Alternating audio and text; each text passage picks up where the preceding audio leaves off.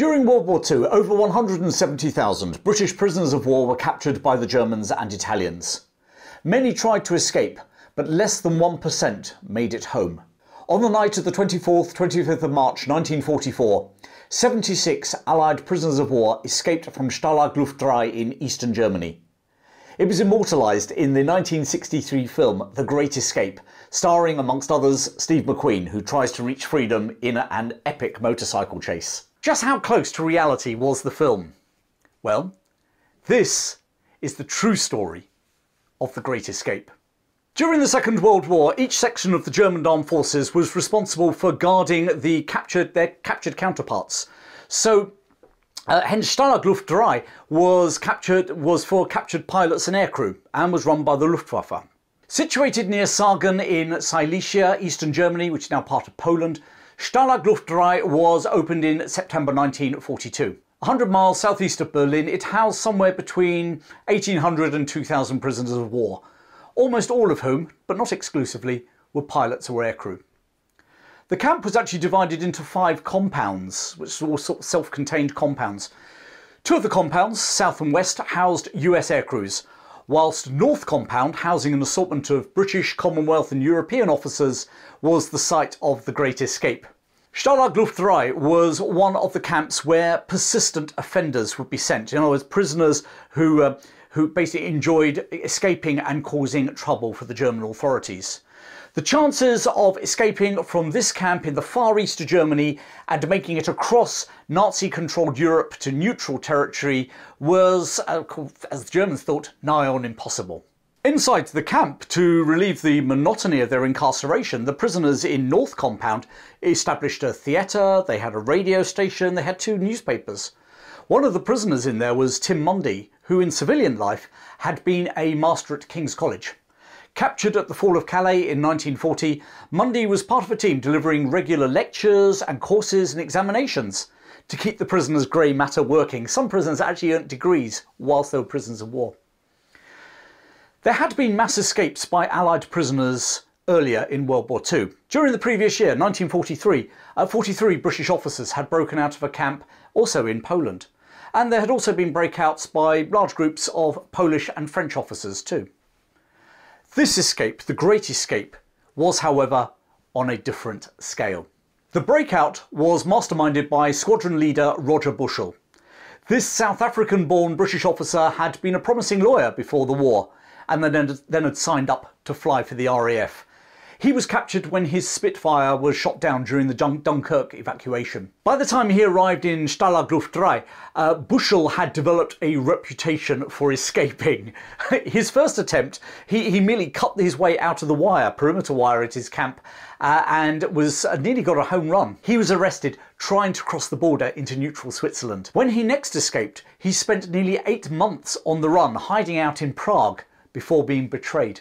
So Bushell's arrival at Stalag Luft III stirred the prisoners. After all, the reason that many of them were in this particular camp was because they too enjoyed causing the Germans grief by escaping and generally being a pain in the backside. Indeed, it was British officers in the eastern compound of this very camp in October 1943 who had escaped by digging a tunnel under a gymnastic vaulting horse. The 3 prisoners, Michael Codner, Eric Williams and Oliver Philpott, escaped, and all 3 of them made it back to Britain. The story of their escape was made into a film in 1950 called The Wooden Horse. Meanwhile, in the North Compound, Bushell was masterminding something bigger, much bigger. A mass breakout by 200 prisoners of war. 3 escape tunnels were dug simultaneously, named Tom, Dick and Harry. The entrances to these tunnels were incredibly well camouflaged. Harry, for instance, started under a stove in Hut 104, and the stove was kept on permanently so the German guards wouldn't get too close because it was a bit too hot. Meanwhile, Dick was actually beneath a drain sump in the washrooms. In September 1943, however, a month before the Wooden Horse escape in the other compound, the German guards discovered the 3rd tunnel, Tom. It was the 98th tunnel that the German guards uncovered in this particular prison camp, which says, I think, something about the particular band of prisoners they were trying to control. The Germans were wise to the character of their prisoners, and Stalag Luft III had extra security measures in place to deter the would-be escapees. The huts were all raised 60 centimetres up 24 inches off the ground to make tunnels more visible to the guards. Seismic microphones were placed on the fences, whose purpose was to detect the sounds of digging below. Apart from the security measures and the vigilance of the guards, the biggest problem when digging the tunnels was actually, for the prisoners, was actually they were digging through sandy subsoil. And firstly, this made construction of the tunnels extremely hard, as without, suitable propping, they would just collapse. Any of you who've tried to dig little tunnels with your kids, or when you were kids at the seaside in the sand, will know just what I'm talking about. 600 prisoners were involved in the escape project, with the digging being entrusted to nearly 150 Canadians, many of whom were chosen specifically because of their former mining experience. For 9 months, the teams dug on Tunnel Harry, 30 feet beneath the surface through that sandy soil, sometimes working in spaces just 2 foot square, often working naked to prevent their clothes being totally ruined by the yellow sand, and obviously giving the game away to the Germans up above as well. They managed to engineer a tunnel that was 111 yards long. Okay, so I just want to put into context for you what this feat of engineering with rudimentary implements actually entailed. So they went down 30 feet. Well, if we just come over towards the lamppost here, there is 7 feet. We're talking just over 4 times that height, which takes us to way above the lamppost. So 4 times that height. And if we're talking of 111 yards, we're actually talking from where I'm standing now to, well, you can see the green trees right at the end. That's 111 yards away. That is what they dug. So they went down 30 feet and then they went all that distance with rudimentary tools, and they achieved all of that in 9 painstaking months, which I think, and maybe you do too, is pretty impressive. Over 4,000 boards were removed from beds to help shore up the tunnels, as were 62 tables, 34 chairs, 76 benches. 635 mattresses and 1,700 blankets were also commandeered to help muffle the sound of the digging.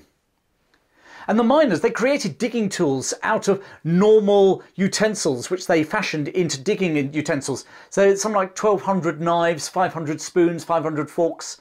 Bribing the guards with contraband from their Red Cross parcels, they were even able to obtain 30 shovels and 600 feet of rope. Some of that rope was used to haul trolleys backwards and forwards along the tunnel, ferrying men and equipment from one end to the other. Mutton fat, lamb fat, from the greasy soup that prisoners were served was skimmed off and moulded into candles, the wicks of which were fashioned from pyjama cords. Ventilation shafts were created using powdered milk tins called clim tins, and squadron leader Bob Nelson designed a pump to push air along the whole length of the tunnel, made from parts of beds, hockey sticks, knapsacks, and the famous clim tins again. So as I said, the first challenge was actually tunnelling through the sand, but the second challenge was actually disposing of it. Whereas the sand was yellow, the topsoil in the camp was dark. So any sand being dumped on the surface would look really obvious to the guards. Ingeniously, the prisoners would tie the bottom of their trousers with cord, and then they'd fill their trousers with sand. And then they would enter the compound, and whilst they pretended to chat to fellow prisoners, they would untie those cords and release the sand, and the comrades they were talking to would sort of casually just mix the sand with their feet into the topsoil and pretend they were just having a conversation. Eventually, the pace of the digging meant that this ingenious but painfully slow process was superseded by dropping sand beneath the seating in the theatre, and then by finally closing down Tunnel Dick and filling it with sand from Harry. All in all, nearly 100 tons of sand were removed from Tunnel Harry alone. As the tunnel reached the perimeter fence, they were starting to get worried that those seismic microphones were going to pick up the sound of digging. So the prisoners formed a choir led by Johnny Dodge, and they used to practice their singing right by the fence, just above where they were digging, to ruin the detection skills of the microphones. The Germans were no fools. They were aware that something was up, but they just couldn't find the entrances to either tunnels Dick or Harry. However, they did decide to move 19 of their top suspects out of the camp to other camps. But little did they know that out of those 19, only 6 were actually involved in this audacious escape plan. With the Gestapo now taking a vigilant role in the camp, the decision was made to bring forward the escape from the warm summer months to the 24th of March. Again, in the film, it shows the German countryside off in its beautiful summer technicolor, but the reality was that that March 1944 was the coldest in that part of Poland for 30 years. On the night of the 24th of March 1944, 200 prisoners were brought in to Hut 104. They'd been given false papers, local currency, and civilian clothing, often fashioned from military uniforms that had been dyed and altered, or indeed civilian clothing that they had bribed the guards for. And there they waited in Hut 104 for their number to be called, 1 through to 200. The first 100 would-be escapees were those who were called serial offenders, in other words, men who had escaped before, people like Roger Bushell himself. And also in this opening 100 were the fluent German speakers. This group, this opening 100, with their experience of escaping and also their language skills, were considered the most likely to make that fabled home run back to Britain.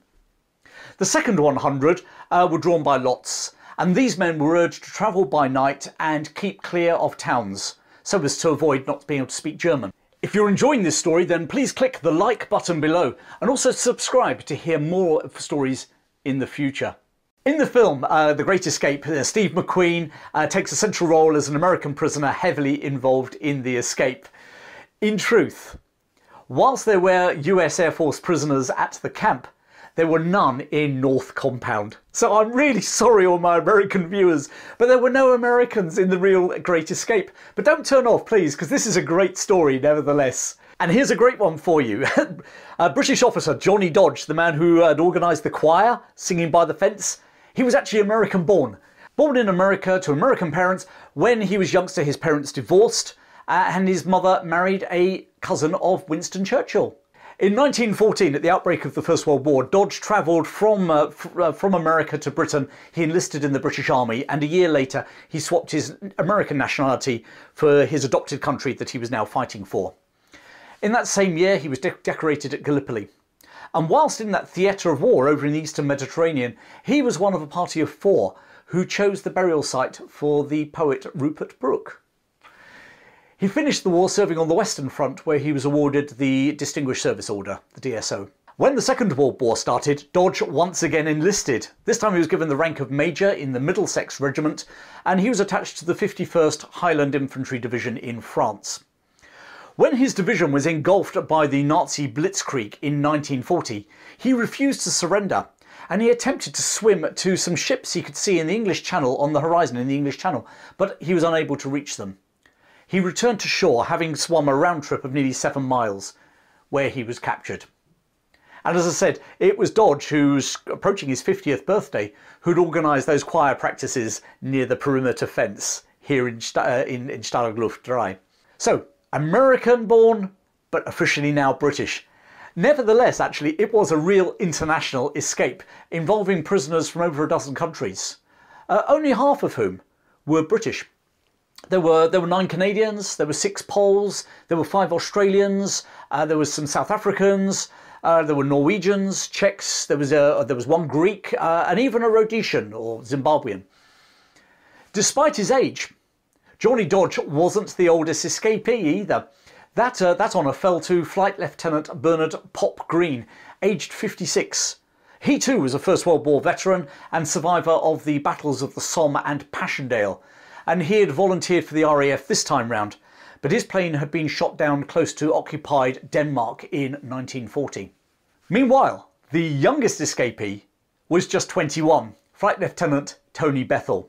Actually, the average age of the prisoners of war who escaped on that night was somewhere around 26-27, somewhat younger than the actors who played the characters in the film. From the very outset of that evening, things started to go wrong. The ground was so cold the men couldn't open the door to the tunnel. It took them nearly an hour. And then the camp went into a blackout as Allied bombers flew a mission overhead. But worse was to come.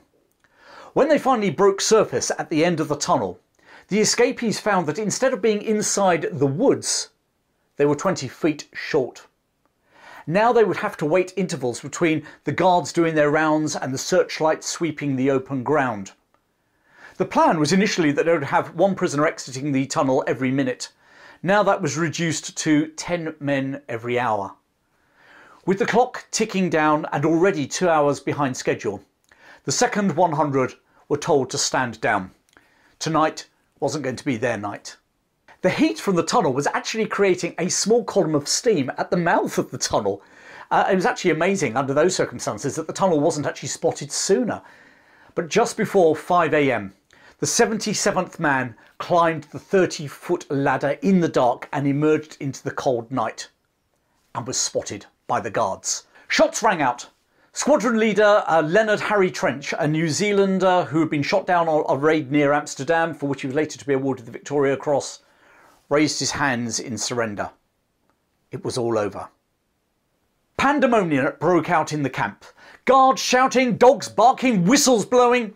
The guards had foiled a breakout, but they didn't know where the tunnel had started, nor did they know how many men had escaped. A thorough search began of all the huts. As luck would have it, Hut 104 was one of the last to be searched, enabling the prisoners to burn all their false papers in the stove. And even when the hut was searched, the guards couldn't locate the opening. It was only when a German entered the tunnel from the exit and crawled all the way along and started to bang on the oven that the opening was discovered by the guards. Meanwhile, the prisoners were told to fall in for a head count on the parade ground. In an effort to thwart the count and cause confusion, the prisoners kept moving and bobbing about and changing lines until eventually the camp commandant threatened to personally shoot the next prisoner who did that. And as the head count was completed, the commandant realised that 76 of his prisoners were missing from his camp. It was the largest breakout of Allied aircrew in the whole war. Breaking out of the camp was a feat in itself, but now they were outside in what I said earlier was the coldest winter in this part of Poland for 30 years. And they were now having to make their way across Nazi Europe to safety. In fact, it was so cold and so bleak that some of the Canadians joked that it was like being back in Canada. The men peeled away into different directions, some on foot, some hoping to catch trains at local railway stations. Jimmy Jones, with the only Greek officer to escape, planned to head down the River Danube and sort of veer off then towards Greece, find some friendly faces, and then somehow move on to neutral Turkey. Others, like Roger Bushell, headed west towards France. 26-year-old Tom Kirby Green chose a route south into Czechoslovakia, and then they were going to veer west through Austria to the safety of neutral Switzerland. He was accompanied by Canadian Gordon Kidder, a 27-year-old gifted linguist who had turned down the offer to study for a master's degree in German at Johns Hopkins University in Baltimore. The youngest escapee, Tony Bethel, started walking along the railway track with another prisoner, Les Long, in the hope of jumping on a train and somehow heading towards the north, towards the Baltic ports, where they could jump on a ship heading towards neutral Sweden. When Adolf Hitler heard about the breakout on the 26th of March, he flew into a rage, ordering that all escapees captured should be executed. Hermann Göring managed to convince him that that was too drastic, and in the end Hitler decided that only 50 captured POWs would be executed. The decision as to who would be executed and who would be saved fell to SS General Arthur Niebuhr, a man who, quite frankly, was not squeamish and had played a prominent role in ethnic cleansing in both Poland and in the Soviet Union. It was estimated that 100,000 German troops were involved in the manhunt to find the missing prisoners. Whilst this was an inconvenience for the Germans, the men assigned for the searches were not from the front lines. They hadn't been drawn away from Normandy or the Russian front.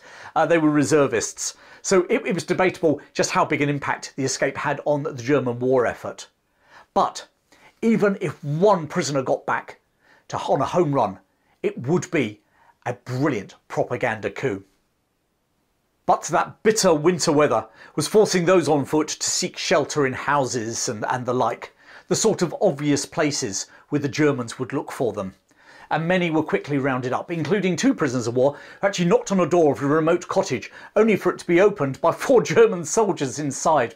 22-year-old Dennis Cochrane kept going, managing to cover a fantastic 550 miles in 7 days. Shot down over the English Channel back in 1940, this fluent German speaker made it all the way to the Swiss frontier. And it was there, at the very last hurdle, that the Nazi border guards became suspicious of his identity papers. Little did Cochrane know that the Germans had changed the layout of their passes in the days since his escape. Roger Bushell, travelling with a French officer, reached the German-French border within 24 hours of breaking out. And it was here at Saarbrücken railway station that a German guard supposedly said "good luck" in English, to which one of the escapees, probably Bushell, responded "thank you" in English, and they were captured. In the film The Great Escape, the prisoners were executed en masse. In reality, they were actually executed in dribs and drabs. Roger Bushell and his French companion were being transported in a Gestapo car when it pulled over near the town of Ramstein, and they were told to get out and stretch their legs because it was a long journey. Gestapo officer Emil Schulz then shot both men in the back of the head. Tom Kirby Green and Gordon Kidder were captured near the Austrian-Swiss border. Both men were shot by the Gestapo, Kirby Green leaving a wife and small boy back in England. Tony Bethel, the youngest escapee, and Les Long were picked up trying to walk along the railway line in broad daylight. Bethel was taken back to camp where he spent his 22nd birthday in solitary confinement. Long was executed. In total, 50 recaptured prisoners of war from 13 countries were executed in cold blood. Amongst those who were spared was Johnny Dodge. It seems that his distant relationship to Churchill may have worried even the Gestapo. Also spared was Dick Churchill. He had been captured hiding in a hayloft, and he was to go on to be the oldest survivor of the Great Escape. In 2014 he gave an interview where he indicated that he thought that his surname had frightened his would-be executioners as well, although he actually wasn't related to Winston Churchill whatsoever. Equally, Flight Lieutenant Bob Nelson, the man who had designed the air pump for the tunnel, he was spared because the Germans mistakenly thought that he was a descendant of Britain's great naval hero, Admiral Lord Horatio Nelson. Despite the heartache of capture and the execution of 50 of the men, amazingly 3 managed to make the fabled home run, reaching the safety of Great Britain. And none of them were British. Two 26-year-old Norwegians, Jens Muller and Per Bergsland, numbers 43 and 44 in the line in the tunnel, managed to take a train to Stettin on the Baltic coast, and from there they smuggled their way onto a ship heading to neutral Sweden. Bram van der Stok, a Dutch flying ace with 6 confirmed flying kills with the RAF back at the beginning of the war, travelled via trains back to his native Netherlands, where he made contact with the underground resistance. They smuggled him to resistance fighters in Belgium, who in turn moved him on to fellow resistance operators in France, and finally he was spirited across the Pyrenees into neutral but fascist Spain, and then he made his way to the British territory at Gibraltar on the 8th of July 1944, just under 3 months after the Great Escape. Van der Stok was to go back into action before the end of the war, and later he became a doctor in the United States and died in 1993. The British government were informed of the executions via the Swiss authorities in May 1944. By coincidence, the senior officer at Stalag Luft III, Group Captain Herbert Massey, was repatriated about this same time due to ill health, so he was brought back to Britain, and he was able to confirm the stories that had been passed on by the Swiss and add further details, not least the names of some of the prisoners who had been executed. Foreign Secretary Anthony Eden informed the House of the Commons of this cold-blooded act and pledged that those responsible would be hunted down. And so they were. At the end of the war, the British launched a manhunt to track down those involved in the executions. The officer in charge was a former policeman from Blackpool, Frank McKenna. His small team doggedly hunted down 18 former Gestapo officers and brought them to trial. SS General Arthur Niebuhr, the man who had decided who would live and who would die, evaded Allied justice, having been executed by the Nazis themselves after being implicated in the July plot to assassinate Hitler. Nevertheless, all 18 brought to trial by McKenna were found guilty. 5 were given prison sentences ranging from 10 years to life. 13 were sentenced to death including Emil Schultz. The man who had executed Roger Bushell and his French companion was himself executed by hanging in February 1948. Of the 170,000 British prisoners of war captured by the Germans and Italians during World War II, only 1,200, less than 1%, managed to successfully escape and return to Britain. Amongst them were 3 of the escapees of the Great Escape. A memorial was erected by the POWs in the camp to their fallen comrades, the 50 men executed in cold blood by the Gestapo. And it's still there in Poland to this day. The silent, tragic reminder to those 50 men who never made it home from the Great Escape.